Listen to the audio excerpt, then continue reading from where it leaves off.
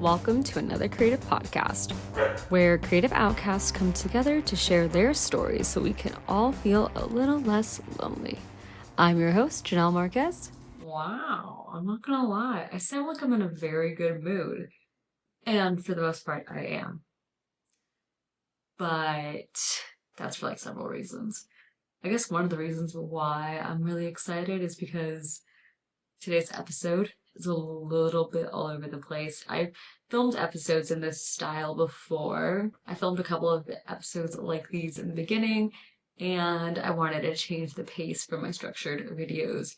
So, without further ado, today's episode I'm sharing 10 things that we need to stop normalizing as creatives. If you've continued to follow along with my podcast up until this point, I'd love to hear where you're watching this content or where you're consuming this content. Are you listening on Spotify? Are you watching on YouTube? Do you guys want me to post this podcast on other platforms such as Apple Podcasts and Amazon and all those places? Let me know.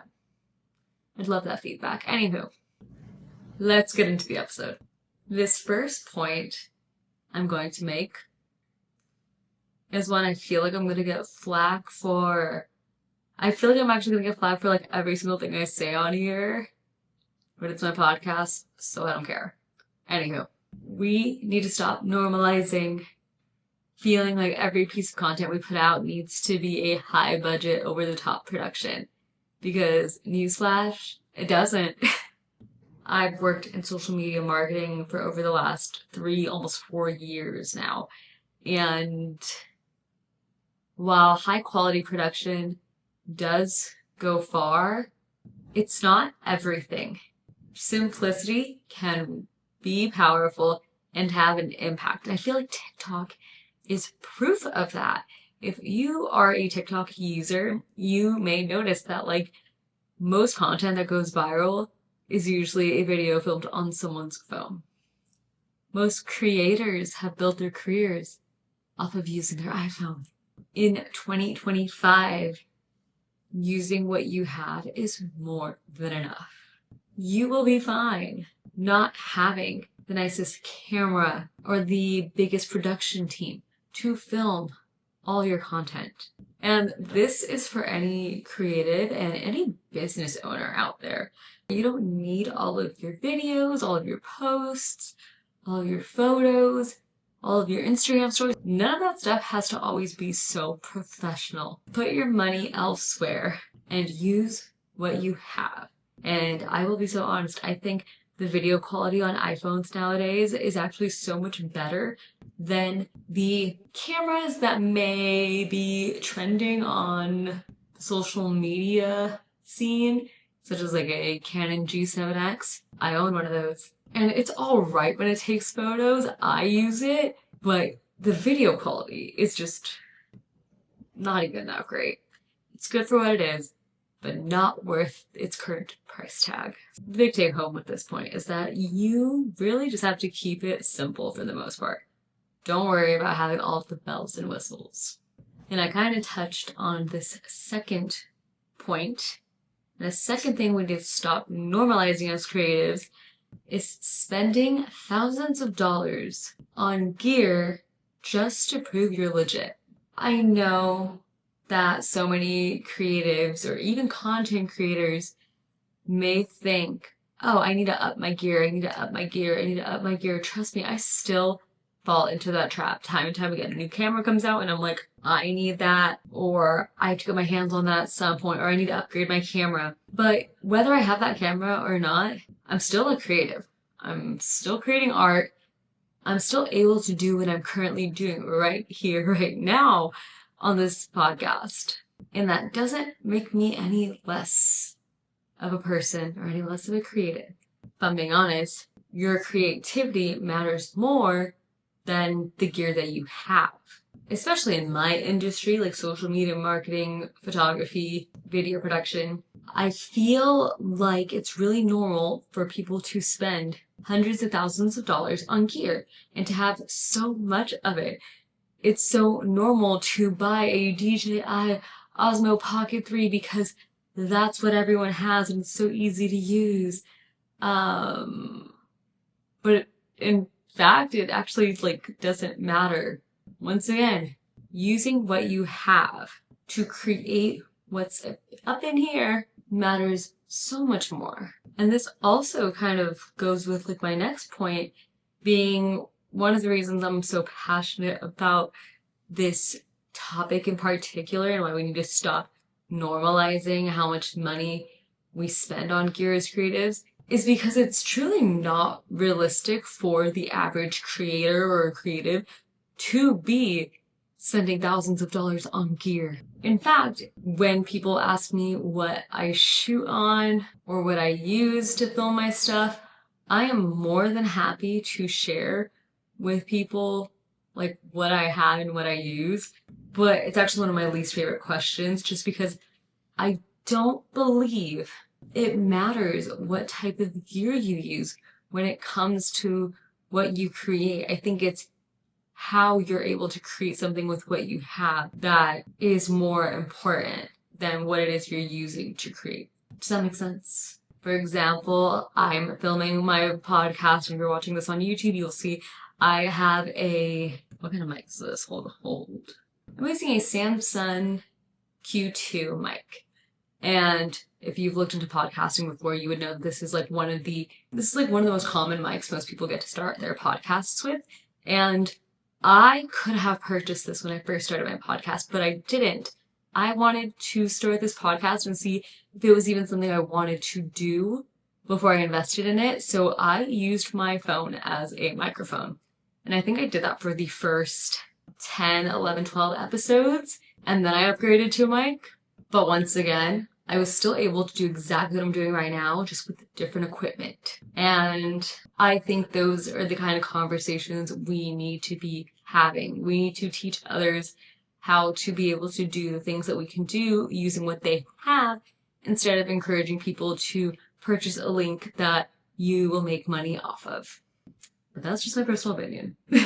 The third thing we really need to stop normalizing as creatives is saying yes to every single project just because we need the money. This is a really hard thing, and I know not all creatives are in a position to where they can turn down jobs. I have been there before, trust me, but being a yes man in this industry will ruin you.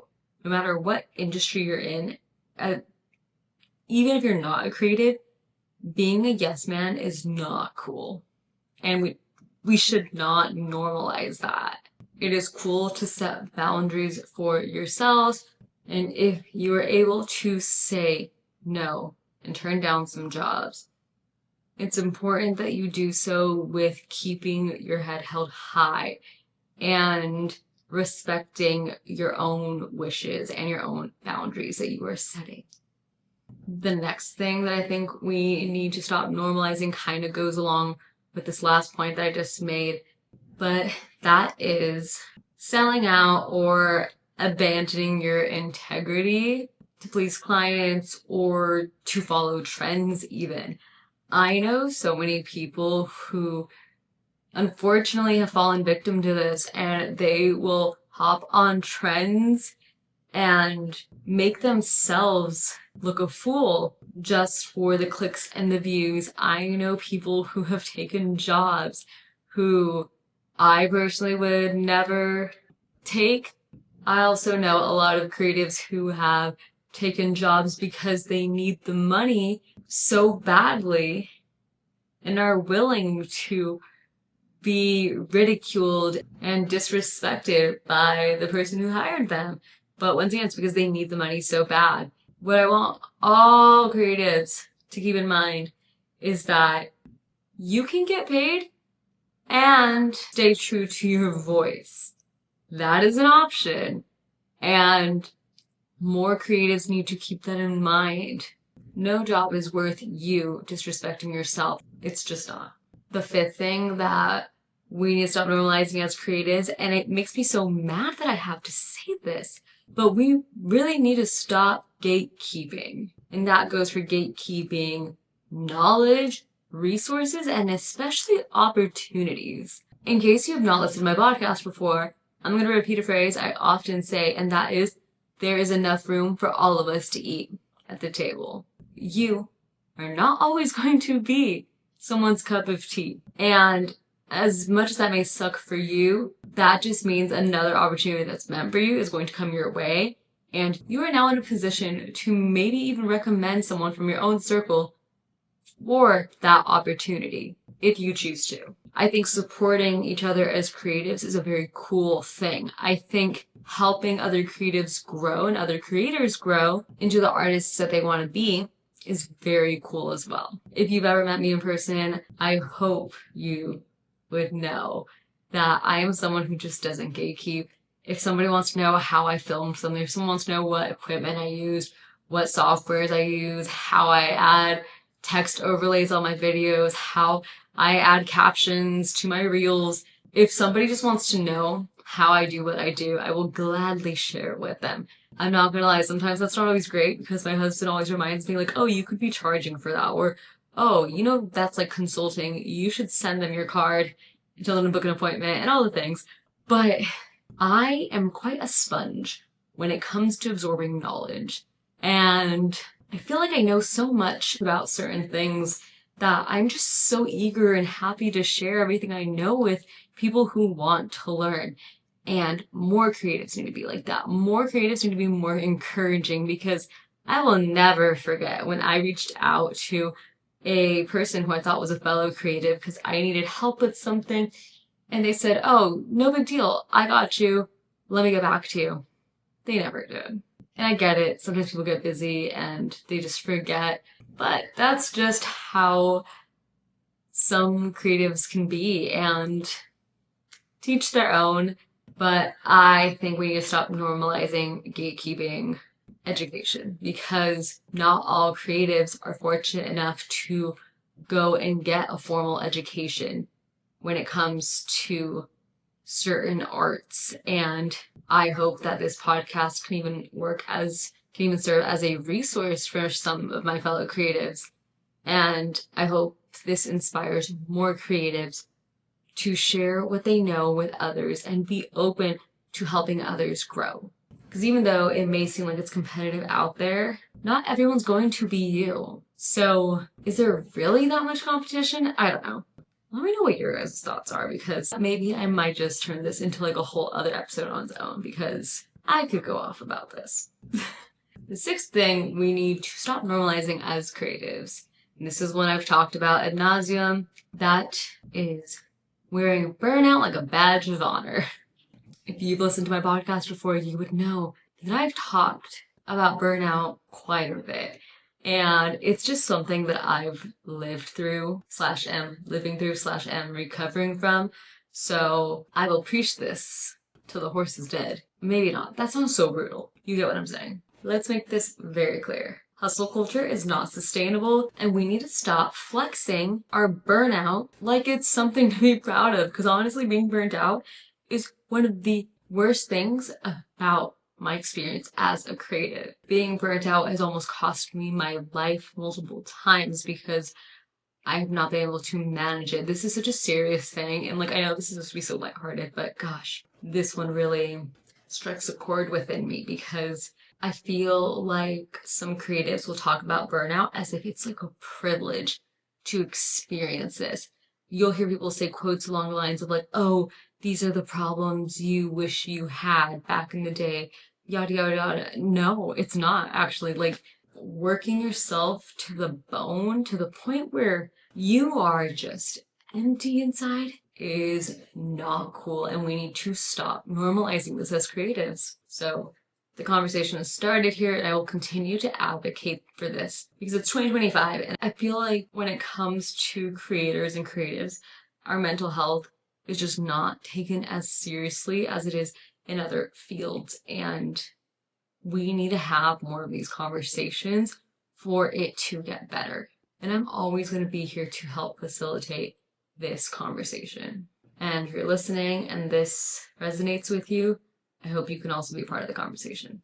Now, on a lighter note, the third to last thing we need to stop normalizing as creatives is using AI as a crutch instead of a tool. I don't think I've ever really talked about this, but I often use AI to help create the structure of some of my podcast episodes. I will also use AI to help me refine my statements. Sometimes I don't know how to phrase things, so I'll kind of put all my thoughts and ideas down and then plug it into Chat GPT. But I have been asked about this often, like what my thoughts are on using AI as a creator or creative in general. And I have seen so many people use AI to do a lot of the heavy lifting. And in certain industries, I do see where it's incredibly beneficial and how it could really help speed things along and even improve workflow and stuff like that. But as a creative, I do think using AI should only be in the terms of using it like how I use it, like as a tool, but not to come up with the meat of what you're trying to create. Like, use it to check your grammar, use it to help you rephrase things, use it to come up with ideas when you feel stuck, but don't allow it to do all the thinking for you. I just fear that as a human, or as humans in general, I just think that there is this conversation to be had of, will we lose our ability to think for ourselves or comprehend things for ourselves if we're constantly relying on a search engine to find solutions for us constantly? There is just a line and a boundary that I feel like we're tiptoeing, and I think we should maybe lean on the side that allows us to remain a little bit more human. But those are just my personal thoughts. I just think it's important to view technology as something that can assist you, but it's something that should not replace your vision, your ideas. I think when it comes to that, it should be left up to artists and creative to bring to life. But those are my few thoughts on that. The next thing that we need to stop normalizing as creatives, not resting. Resting is something we should do more often. It's something we should incorporate as part of our process and not something that we do because we're being forced to do, due to whether it's from being burnt out, overwhelmed, feeling tired, whatever it may be. I just think that we need to normalize taking breaks and resting and recharging and allowing us some time to recuperate, because I feel like most creatives may feel like they're almost always in this endless cycle of doing and doing and doing, and there's just never really a break. And you know what? Maybe I'm alone in this. Maybe my workaholic side is starting to show a little bit, but rest is cool just as much as all the other things I mentioned are cool. Wow, we're coming so close to the end of this. Some of you guys might disagree with me, but I think we need to stop normalizing comparing ourselves to other creators, creatives. It's just, I understand that it's something that we're always going to do because we're human, but if you've listened to my podcast before, you would know how I feel about this, because I have done an entire episode talking about how I believe comparison is the thief of happiness, and it's a conversation we kind of need to have more of. If you want to hear what my other thoughts are on that, go listen to episode 10. It's one of my top favorite episodes I've filmed, just because I think it's a topic a lot of creatives don't talk about, but it is something that we just normalize way too often. The amount of times I've heard creators and creatives compare themselves to other people in their industry or even just online is honestly quite a lot. And it's not always a positive conversation. I mean, how could it be? When you're comparing yourself to someone, it's usually because for the most part, at least when it comes to creatives, I feel like when we do compare ourselves to other creatives, it's because we're talking about oh, I wish I could be like them. I wish I could do this. I wish I could have X, Y, and Z. But it's wild to me how normalized that type of language is. How normal we talk about others' success compared to our own. That shouldn't be normal. And part of it is because of social media, so we have more eyes on things than we normally would. But on the other hand, you're journey, your path, your career, it doesn't have to look like anyone else's for it to be valid. Like, your own unique creative journey matters just as much as somebody who's at the top of their game. And it's also important to keep in mind, like, when we are comparing ourselves to other people, we're usually comparing, like, our valleys to their highlight reels, to their peaks. And that's not a fair comparison. And we just need to stop making this a normal thing. It's hard, but it's honestly a more damaging thing for creatives than it is a positive thing. And we should, like, stop normalizing this. And for my last point, I'm going to leave you guys with, and this one, I don't know. And this might be an unpopular opinion, depending on, like, where you come from as a creative, but we need to stop normalizing the belief that struggling is what makes you real or authentic. I think now more than ever, because of social media and all the free resources that exist out there, we need to stop making it seem like we need to suffer to create meaningful work. Even Miss Taylor Swift normalized this belief when she released the Tortured Poets Department. And alongside of that type of belief, we've all heard the thing of, like, oh, I'm a starving artist and blah, blah, blah, blah, and all the things. You guys know what I mean. Like, we've all heard the term a starving artist, and that's somebody who's just so hungry and willing to hustle to succeed. And while I think those are all good things, I don't think we should normalize struggling. Struggling is not something we all have to experience. And this point is why I'm so passionate about not gatekeeping education and sharing as much as I possibly can about all the things that I know, because I am a creative who struggled so much to get to where I am at. And when I reached out for help and didn't receive it, it just kind of felt like, am I ever going to get to where I want to be? And I found ways to do that eventually. But the struggle was real, and I don't think that should be normalized. But that's just my opinion. That is all that I have for you guys today. These are just, once again, 10 things that I think we should stop normalizing as creatives. And let me know if I missed anything that you guys think we should stop normalizing as creatives, or if you want to add to the conversation and give me your 2 cents on a couple of things, I'd love to hear them. So make sure to leave a comment, whether it's on Spotify or YouTube. I will be checking on those. Thank you guys for listening, and I will catch you guys all in the next one. Bye!